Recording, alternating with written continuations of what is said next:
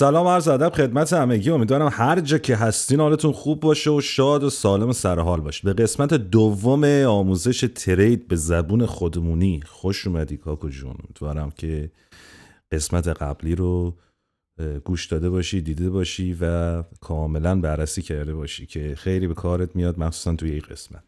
قبل از همه چی یادت باشه جوون، اگه دوست داری که ادامه ویدیوها با خبر باشی لطفا منو سابسکرایب کن و همراه من بیا و نظرتو با من به اشتراک بذار، چون نظر شما هستش که باعث میشه ما خیلی خوب بفهمیم که چی به چی و دقیقا داریم چی کار میکنیم.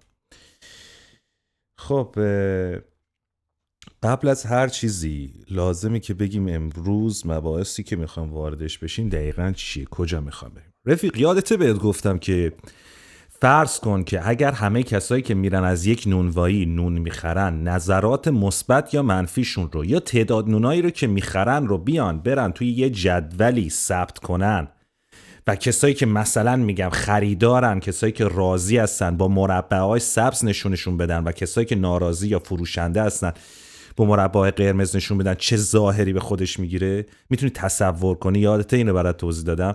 امروز دقیقاً میخوام بریم یه همچین جایی، که به این چیزی که من بهت گفتم بهش میگن چارت، به قول معروف بهش میگن بار چارت یا برش تقریبا، حالا انگلیسیش تقریبا میشد بگی بهش بگن بار چارت، بهش میگن چارت تحلیلی، چارت یا نمودارهای مالی، که امروز میخوایم بریم یکی از بهترین سایتاشو بررسی کنیم که اسمش هست تریدینگ ویو. خب از بیسش با همدیگه میریم شروع میکنیم که حتی شما اگه خواستید مثلا یه موقعی چیز کنید، ای فقط اگر یه موقع خودتون خواستید که مثلا ثبت نام کنید راحت بتونید. تریدینگ ویو که ما کار داریم اینه، تریدینگ ویو ترک آل مارکت. نگاه کن، باید حتما آپشن چی میگن لوگوش با این شکلی باشه، اسمش هم که اینه دیگه، درسته؟ ما میریم وارد تریدینگ ویو میشیم. خب این صفحه اصلی تریدینگ ویو، یه مش جینگولک برات می‌نویسه و فلان و بیسار این چیزا. نگاه کن، اگه ایمیلت ساین این باشه همون اول بالا بهت میگه میخوای از با همین ایمیلت مثلا ساین اینت کنم تو تریدینگ ویو. حالا ما چون میخوایم بریم یه خودمون تست کنیم، من این رو میزنم نه که از اینجا یه بار با هم چک کنیم. یه بار دیگه بهتون میگم این برای این تریدینگ ویو، برای تحلیل مارکت، برای تحلیل بازار، برای این ابزار اصلی مونه، برای تحلیل ها، برای خرید و فروش ها، برای اینکه بفهمیم که کجا میتونیم یه چیزی رو بخریم و بفروشیم. یک دیدگاه کلی از اون معامله که میخوایم انجام بدیم رو بهمون میده. خب میزنیم روی این و تو بخش ساین این میریم، ساین این ویت گوگل. این راحت با گوگل اکانت خودت بخوای وارد بشی، اینجا میزنی بیا به راحتی کل میزنه و میره همون شرف، همین سادگی. حالا میگه آقا اکانتی نساخته بودی، بس اینجا بس یوزر نیمت میشه بیتو فلان بیتو کاکو آندرلاین آفیشال. تموم شد، خوش اومدین. شما الان یه اکانت تریدینگ ویو داری. قطعا میتونی آقا یه اشتراکای خریدنیش هم چیز کنی، ولی به نظر من همین فعلا بهتون جواب میده. ما از اونجایی که میخوایم همه چیز رو از اول بریم، اینایی که خودش به صورت پیش فرض گذاشته رو هم پاک میکنه. بچه‌ها این صفحه اصلی تریدینگ ویو است که تریدینگ معنی معامله کردن، ویو هم معنی دیدن معامله کردن. یه چه چیزی راحت تر از این. کاری که ما میخوایم بکنیم اینه که میخوایم تشخیص بدیم آقا امروز میخوایم مثلا میگم چه دارایی، چه به قول معروف استی رو میخوایم. یه بچه‌ها این واژه تخصصی رو رفته یاد بگیرین، چون هم سخته بگردی معادل فارسیش رو پیدا کنی، هم یه جوری اصلا نمیشه. اسست میشه همون دارایی که شما میخوای روش کار کنی. مارکت میشه همون بازار. اوکی، ترید هم که میشه همون معامله کردن. پس این واژه ها رو تو ذهنت داشته باش. حالا اینکه امروز شما چه استی میخوای انتخاب کنی که بری روش کار کنی و به قول معروف بررسی کنی، کاملا بستگی به خودت داره. ولی حالا ما به عنوان مثال تصمیم میگیریم که روی بیت کوین کار کنیم. خب از گوشه سمت راست صفحه اینجا که نوشته واچ لیست، میبینی اینجا این صفحه بالای این ساعتو، این گزینه مثبت رو میزنی، اد سیمبل، میبینی میزنی، یه صفحه برات باز میشه. خب حالا این چیه؟ هر چیزی که شما بخوای اینجا سرچ کنی، اگه اسم به قول معروف جفتشو بلد باشی و بدونی چه صرافی یا اسم اختصاری خودشو یا حتی کامل خودشو بلد باشی، اینجا برات میاره، پیداش میکنی، میفهمی بری تو چه صرافی خرید و فروشش کنی و به قول معروف با چه جفت ارزی پیداش کنی و خرید و فروش تو شروع کنی.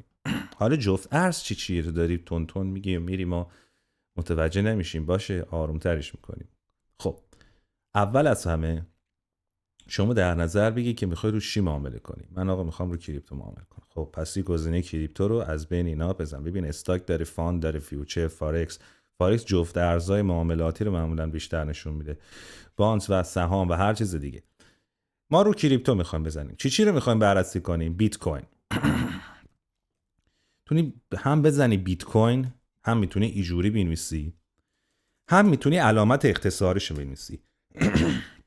هر کدام از اسست ها، هر کدام از دارایی هایی که در دنیا هست، چه طلا، چه سهام، چه نمیدونم کامودیتیز، هم طلا و نقره و چیزا، چه کریپتوکارنسی، همون ارزهای دیجیتال، هر چیزی که باشه یه علامت اختصاری داره. مثلا مال بیت کوین هست BTC. اوکی، شما میتونی هم تو گوگل سرچ کنی، هم میتونی بزنی بیت کوین، هم میتونی یکمی به ذهن عزیزت فشار بیاری رو پیداش کنی. هیچ کار خاصی نداره. حالا آقا تو میخوای بیت کوین معامله کنی، به چی در ازاش چی میخوای بگیری، یا در ازاش چی میخوای بدی؟ پیاز میخوای بدی، قهوه میخوای بدی، نمیدونم شکلات میدی به بیت کوین بدیم، چی میدی؟ ریال میدی؟ خب متاسفانه ما ریال نمیتونیم بدیم چون تحریم هستیم که خب هیچ. دلار، یورو، چیزای جوری. درسته دلار و یورو هم که سخته. یه کاری که در زمینه یک کریپتوکارنسی ارزهای دیجیتال اتفاق افتاده، خیلی کار راحت کرده. یک ارز دیجیتالی هست که دقیقاً معادل $1، ولی دیگه کشی نیست، نوت نیست، اسکناس نیست، ارز دیجیتاله. اوکی، این ارز دیجیتاله معادل $1، بهش میگن تتر. تا اینجا درست شد؟ بهش میگن تتر، بهش میگن استیبل کوین. استیبل کوین های فراوانی داریم ما، USDC، USDT، هزاران چیزای مختلفی رو ما داریم، ولی معمول ترینش USDT هست که معادل $1 United States Dollar تتر. اوکی، اینم مخفف اینه. خب پس ما بیت کوین رو میخوایم به USDT معامله کنیم، پس میزنیم USDT. پس اولی چیزی هست که تو میخوای بخری، دومی جفت ارزی است که میخوای باهاش معاملات انجام بدی، یا هر فرقی هم آنچنان نداره. خب به محضی که این رو بزنی سمت راست میگه چی؟ سمت راست بهت میگه کدوم صرافی، یا اگر سهام باشه کدوم بروکر یا کدوم کارگزاری، کدوم صرافی. این یک سوال به شدت مهمیه. چرا مهمه؟ چون که آقا صرافی‌ها برای مبارزه با پولشویی و موارد این چنین یه سری قوانین گذاشتن به اسم KYC که نه تنها توی صرافی، تقریبا این عرف همه جا هست. وقتی شما میخوای آنلاین یه کاری رو انجام بدی، خرید فروشی انجام بدی، KYC یعنی knowing your customer better. خب knowing your customer یه همچین چیزی داره. خب به چه درد میخوره؟ چون وقتی صرافی میخوای بری ثبت نام بکنی، ازت میخواد که بیای پاسپورت تو بذاری کنار صورتت، عکس بگیری بفرستی که نشون بدی تو یه شخص حقیقی هستی. آقا ربات نیستی، آقا قاچاقچی نیستی، دزد نیستی. نمیخوای بیا از اینجا استفاده کنی که به عنوان پولشویی استفاده کنی یا کارهای خلاف. متاسفانه به علت یه سری مسائل یه سری از صرافی‌ها با ایرانی‌ها کار نمی‌کنن، تحریم این کار نمی‌کنن و شما نمیتونی KYC کنی. و اگرم بفهمن که ایرانی هستی یا آی پی تو تشخیص بدن یا هر چیز دیگه ای، شما رو آقا بلاک میکنن یا از اونجا میندازنتون بیرون. این اتفاقی هست که میتونه برای شما بیفته. پس بهترین راه اینه که صرافی انتخاب کنین که با ایرانیا سازگار. تا آخرین چیزی که من خاطرم بود آقا این صرافی کوینکس صرافی بود که با ایرانیا اوکی بود و حتی میتونستی پاسپورت ایرانی تو ببری و اعراض هویت کنی. پس ما آقا صرافی کوینکس رو انتخاب میکنیم. این دیگه زدیم یه شد، یه نمیدونم یه جینگولک و یه دونه به قول معروف انگار نشون و یه دونه سطل آشغالی، یعنی دیگه اد شد به واچ لیستت. خب بریم ببینیم واچ لیست کجاست. آقا این واچ لیستته. دیدی حالا اد شد اینجا. هر وقت که تو اومدی تو تریدینگ ویو، این رفیقمون که بیت کوین هست و اینجا داری. به محضی که روش کلیک بکنی مشخصاتش میاد، قیمتش میاد، همه چیزاش میاد و همچنین زده میشه که آقا 4 تاشو نشون میده موارد دیگه‌اش. کاری که شما باید بکنی ایه که بزنی رو فول چارت. یا آقا وارد فضای تریدینگ ویو شدی. من یک توضیح اختصاری سریع راجع به کندل استیکا بهت میدم و اینکه اینجا چه اتفاقی داره میفته و در جلسه بعدی میایم اینا رو با هم بررسی میکنیم. دور و بر این ابزارو رو بررسی میکنیم که ببینیم آقا این چیه، قضیه چیه. ببین آقا کندل استیک چیه. این کندل استیکا یا به اصطلاح شمعایی که اینجا داری شما میبینی، هر کدومش نشون دهنده نماد خرید و فروش و به قول معروف تحلیل و تجزیه و تحلیل بحث‌های بازار مالی. اما از کجا منشأ میگیره؟ اواخر قرن 17 میلادی یه ژاپنی به اسم ژاپنی به اسم هوما مونیهیسا، ببخشید من اصلا ناخواسته وقتی که اسم ژاپنی ها میبرم نمیتونی مثلا آدرس هم یه هوما مونیهیسا اصلا نمیشه، اصلا لازم مونیهیسا این شکلی میشه مونیهیسا. این رفیق ژاپنی ما تاجر برنج بوده تو قرن 17 و تو اوساکا اینا خرید و فروش میکردن. بعد آقا به این نتیجه میرسه که قیمت برنج رو فقط عرضه و تقاضا تشکیل نمیده، چون میدونید که فرمول تشکیل قیمت عرضه و تقاضا است، یعنی مقدار درخواستی که برای تولید یه محصول وجود داره. اگر 100 تا سیب باشه 5 تا خریدار یه قیمتی میگیره سیب، اگر 100 تا سیب باشه 10,000 تا خریدار یه قیمت دیگه میگیره سیب، چون خریدارهای بیشتری برای اون سیب هستن و حاضرن برای رقابت با هم دیگه پول بیشتری بپردازن. پس این هستش که قیمت شکل میگیره. آقای مونیسا به این نتیجه رسید که قیمت برنج رو فقط عرضه و تقاضا تشکیل نمیده، یه چیزای دیگه هم روش تاثیر میذاره، مثل احساسات مردم. ببین چیزی آقای احساسات مردم هم روی قضیه تاثیر داره. ترس، طمع، نگرانی، خوشحالی، هر چیز دیگه، قحطی، خوشحالی، همه اینا تاثیر میذاره. آقا اومد چیکار کرد؟ گفت آقا من از امروز به بعد صبح که خواستم برنج رو خرید و فروش کنم قیمت شروع رو مینویسم، در آخر قیمت پایانش هم مینویسم. سعی میکنم اینا رو به یه شکلی در بیارم که بعدها برام قابل فهم باشه.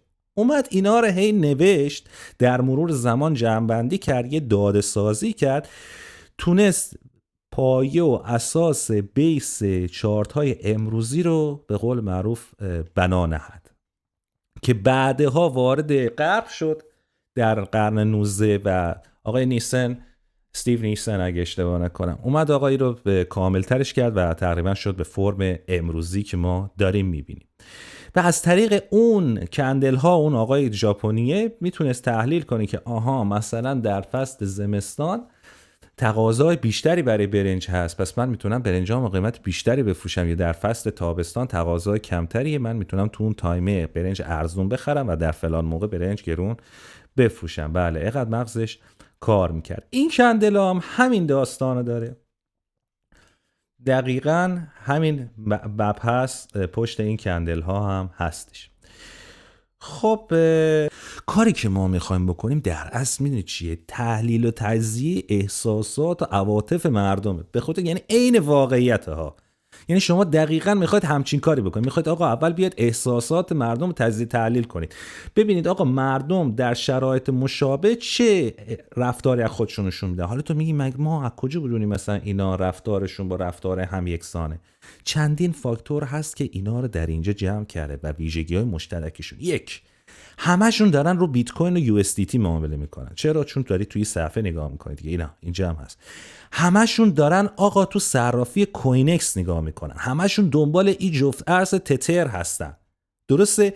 همین الان تو 3 تا شاخصه مشترک بین خودت و بقیه اونا پیدا کردی و هزاران نوع دیگه هم هست که باعث میشه شما اخلاقیاتتون، کسی که داره تقریبا این کارو میکنه ذهنیتش تقریبا ذهنیت مشابه باشه. مثال دوم اینه که فرض کن 10 نفر آدم توی اتاق جمع شدن، درسته؟ آقا یهو آتش سوزی بشه، چیکار میکنن؟ اصولاً 10 نفر آدم هجوم میارن به سمت در خروج که فرار کنن. پس انسان‌ها در شرایط مشابه واکنش‌های مشابهی را از خودشون نشون میدن. این چارتی هم که ما داریم امروز می‌بینیم دقیقاً همین قضیه هستش. یعنی تماماً احساسات رفتار مردم رو می‌بینیم در بازه‌های زمانی مختلفی. موقع خوشحال بودن خریدن، یه موقع آقا ترسیدن خریدن، یه موقع ترسیدن فروختن، یه موقع طمع داشتن، یه موقع نمیدونم احساس کردن باید پسنداز کنن. هزار تا مورد دیگه در کنار نمیدونم اون تحلیل‌ها و در کنار اخبار جامعه و اینا هم هست، ولی در کل احساسات اصلی مردم هست که در این موارد خیلی خیلی منشأ داره و خیلی خیلی دخیله. علاوه بر احساسات، یه چیزی که خیلی این بازارها رو تکون میده اسمارت مانی‌ها یا پولای هوشمند هستن که پولای خیلی سنگینی هستن، مال بانک‌ها و موارد این چنین هستن که وارد این بازار میشن و بعضا بازارها رو دستکاری میکنن. یه چیزی که با خاطرتون باشه اینه که بازار ارزهای دیجیتال از پر استرس ترین و پر نوسان ترین بازارهای دنیا هست. پس اگه میخواد یاد بگیرید میتونید تحلیل رو از طریق این چارت ها یاد بگیرید که بعداً روی هر استی خواستید برید اجرا کنید، ولی تا موقعی که احساس نکردید حرفه‌ای شدید وارد بحث کریپتوکارنسی نشید، چون که خیلی میتونه بهتون ضرر بزنه و باید یه جزء خیلی کوچیک از سرمایه‌تون واردش کنید که اصلا نیاز بهش ندارید، هرچند خیلی خیلی کم هم باشه اشکال نداره. بعد تازه حالا من برای ادامه بهتون یاد میدم که پیپر تریدینگ کنید، یعنی ترید آموزشی آزمایشی شبیه بازی مونه ولی انگار هم پول دارید همه چی دارید، شبیه صرافی عمل میکنه که باعث میشه آروم آروم یاد بگیرید بعد وارد بازار هستید. خب رفقا، قبل از اینکه ما بخوام این بحث رو شروع کنیم من دوست داشتم امروز براتون شروع کنم، ولی بعد دیدم که نیاز بعضی از این ابزارهای اطراف توضیح بدیم که بهتر بفهمید. در نتیجه تصمیم میگیریم که ادامه این مبحث رو به جلسه بعدی موکول کنیم و که هم خسته کننده نشه و هم بار آموزشی زیاد نشه. رفقا نظراتتون رو با من به اشتراک بذارید. اگر جایی بد خوبه هر جوری هست به من بگید، من اونجا رو قوی تر کنم یا به قول معروف حذفش کنم یا مثلا تغییرش بدم. این باعث میشه خودتونم بهتر آموزش رو یاد بگیرید و منم بهتر بدونم تو چه مسیری بهتر فعالیت کنم. تا یه برنامه دیگه شما رو به خدا بزرگ میسپارم. به زودی قسمت‌های بعدی هم میاد، پس حتما اگر دوست داری ما رو داشته باش، سابسکرایب کن که همراه من باشی و از آخرین اخبار ویدیو مطلع باشی.